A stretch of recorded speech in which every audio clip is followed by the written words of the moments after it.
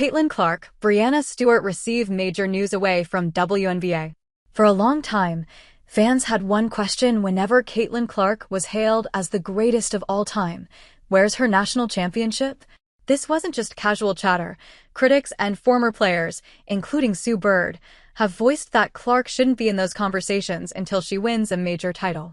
Yet, the Associated Press clearly sees things differently. According to Clark Report on X, the former Iowa superstar earned a spot on the AP's all-time starting five of women's college basketball, joining legends Cheryl Miller, Candace Parker, Breanna Stewart, and Diana Taurasi.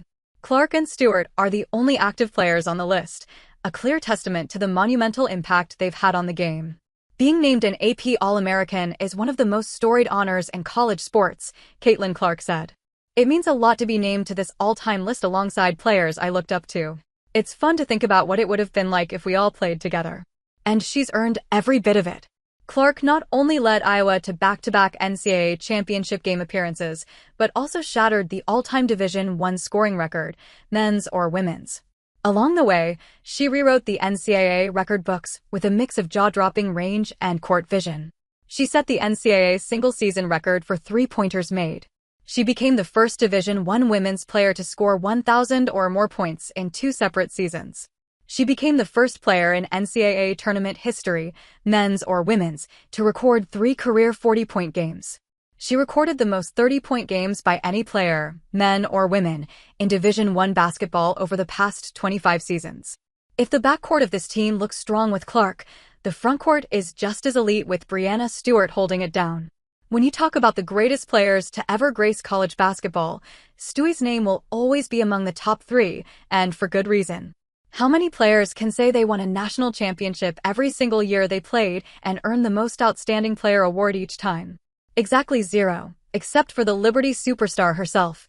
The second team is just as loaded, featuring a legendary backcourt of Sue Bird and Dawn Staley, with the frontcourt anchored by Maya Moore, Shamik Holdsclaw, and Lucia Harris. Every single one of them had a decorated college career, and the fact that no active player made this list says a lot about just how special Caitlin Clark and Breanna Stewart are.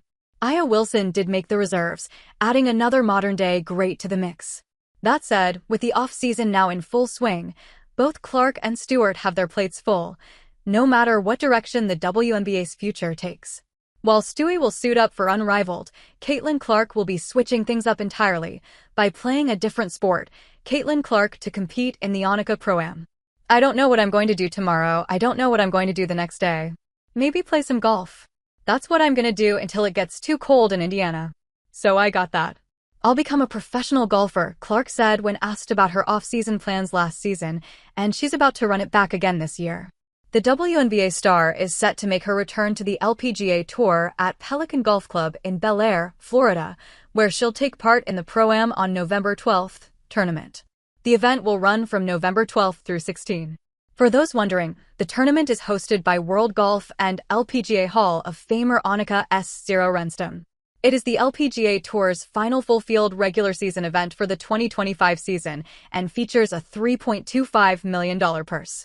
Clark played in the same tournament last year, even skipping Unrivaled to get some extra rest.